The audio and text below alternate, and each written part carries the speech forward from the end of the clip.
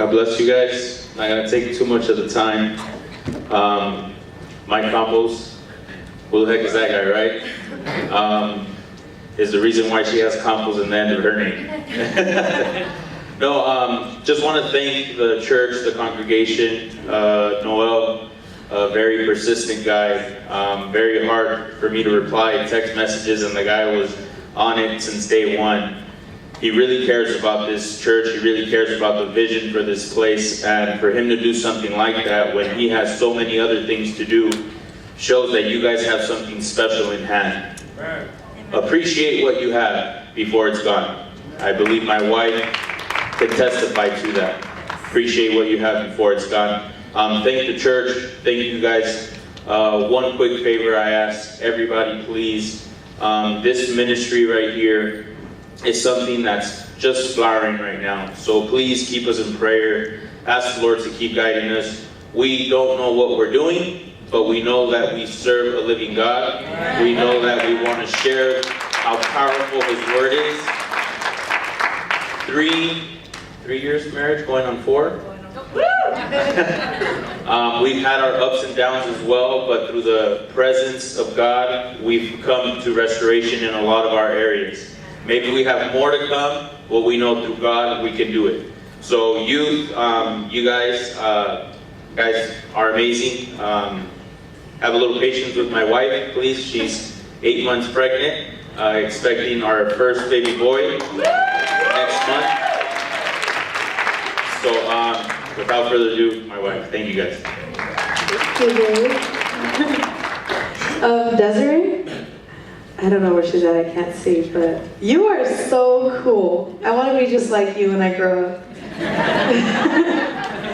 Seriously, like, oh my gosh, it's so awesome. I recorded you. Please don't sue me.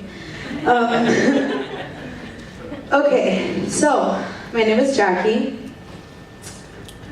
Jacqie Campos now. And I am confused.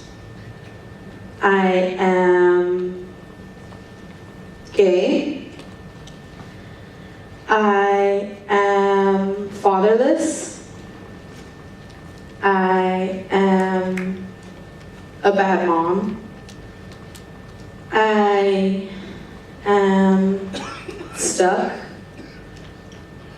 I am motherless. I am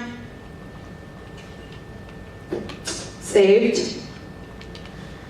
I am nervous. I am a long list of things. Some of them used to be true. Some of them are what other people say I am. And some of them are things that God is still working on. What I can say is I am Jenny Rivera's daughter.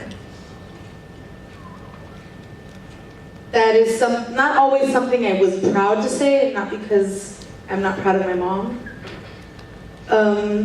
Just because I hated being associated with that person.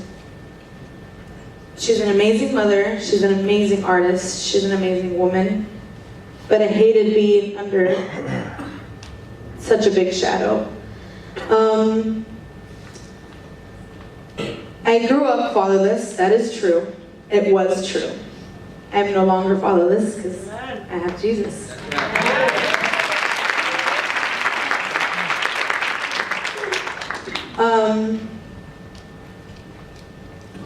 Yes, I grew up fatherless, not because he died, but because he left. And it's a sad truth for many of us in here. A lot of people grow up without their fathers. What happened with him, which is beautiful because God spared me, He really did. From what I've heard, I have no memory of this, but my father was a very troubled man. I am actually, did I turn this off? Hello? It's on again. Okay. I am actually a product of rape. So you could say, when my mom found out she was pregnant, I wasn't desired, I wasn't wanted, I wasn't planned. So she was very depressed in her whole pregnancy. My dad always said I was never his. I have an older sister and an aunt, Jacqie and Rosie. And my dad, well, first of all, he was 22 and my mom was 15, so there's no reason why they should have been together anyway. But it happened and God allowed it for a reason. My father molested, raped my mom. Oh my goodness. Do I keep turning this off? Okay. My mom, my aunt, my sister, and myself. The thing with me is I don't remember. It was 4 years of abuse that God just erased, and for a good reason, because that is very damaging. So I grew up without my father because my sister and my aunt grew up the courage to tell my mom, and he had no choice but to flee. So I grew up without my father. I don't know, I was like 5, I don't remember when he left, but I was very heartbroken that he left. So I grew up without my father, and my mom had to step up to the plate, be a single mom, work for her 3 children at the time. She was a very hardworking lady. Singing wasn't what she wanted to do. She was a singer, but it's what paid the bills. It what took care of her children. It's what she could do to take care of us. I grew up resenting her because she was always busy and was never home, and we never had my dad around. And I always asked, why isn't he here? Why do other girls get to take their dads to the father-daughter breakfast? Or why do my cousins get to have their dad at their quinceañera? Or who's gonna walk me down the aisle? Those are things I grew up thinking about since I was like 7. Like, that's not something a 7-year-old should be thinking about. I grew up resenting my mom because I always told her, I want to know him, I want to see who he is, and she couldn't tell me the truth. She could tell me the truth, but I wouldn't understand. So I grew up that way. My mom was a hard worker. She did real estate, then she did singing, and then she opened up all her businesses. So she did a lot of stuff. For such a busy woman, she did a lot, and maybe that's why I never got to see her all the time. And then I grew up, everyone saying, that's Jennifer's daughter. And I hated that. I hated it because I wanted to be so much more than just Jennifer's daughter. So at the age of, I think I was 16, crazy story, my dad was caught. He was caught because my mom was such a public figure. People wanted to help her find and get justice for what my father did. She let the whole world know, what happened. And she did it because she wanted to help other girls who were being molested and raped. But at that moment, I couldn't understand. I'm like, why is she putting all our business out in front of everyone for the whole world to see?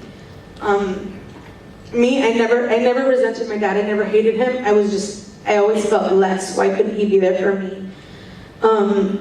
So one day, I think it was in the month of March, I don't remember. I woke up and my mom told me they found her dad. And I was like, oh my God, I'm gonna finally get to see him. And she said that he's gonna go to jail. I knew that he was gonna go to jail, but I was like, okay, fine, I can see him in jail and stuff. We went through the whole trial, and it was just terrible. And now I wasn't only Jenny Rivera's daughter, I was poor Jenny Rivera's daughter. She was raped. She grew up without her dad. I don't like to be seen with eyes of pity. And I can imagine it was much harder for my sister and my aunt and my mom, but I was only thinking about myself in that moment. So my dad went to jail, and I started investigating, and I found out he had his own family. He had his own wife. He had a daughter who was the same age as my youngest sister. So it's just like, whoa. And then he had a son who was taken care of that he wasn't even his. So then I started getting anger. I was like, this guy couldn't even call me on my birthday, and he could take care of and father someone else's child. So I started getting very bitter and angry. All the same time, being frustrated with my life, or whose daughter I was, and the fact that, oh, you have such a great mom, but I was always focused on she's never home, she's always busy, so yeah, she's great for you, but I have to share her with everybody. So I started saying, well, what am I going to do with myself? I don't always want to be seen as Jennifer's daughter. I want to do something more, but I'm not good at anything because my oldest sister, Jacqie, does everything for my mom. She was my mom, always leaned on her, and that's amazing because she has the characteristics of, she was my mom's right hand. So I kind of just felt like, well, there's no purpose. I have no purpose in this family. And when I turned 18, I was like, I'm getting the heck out of here. Bye, Mom. Bye, Rivera family. Bye, big house. I hated when everyone would tell me, oh, you must have the best life, and you're so spoiled, and you get everything you want. And I didn't want people to say that. I didn't know who I was, but I wanted to find out who I was without my mom and without my family. So I turned 18, not even. It was 2 hours before I turned 18, and I left my house. I left my mom. And I called her. And it always breaks my heart, but she was in Mexico at the time working. She was working on a tour or something. And I called her, and in Mexico, I was already 18.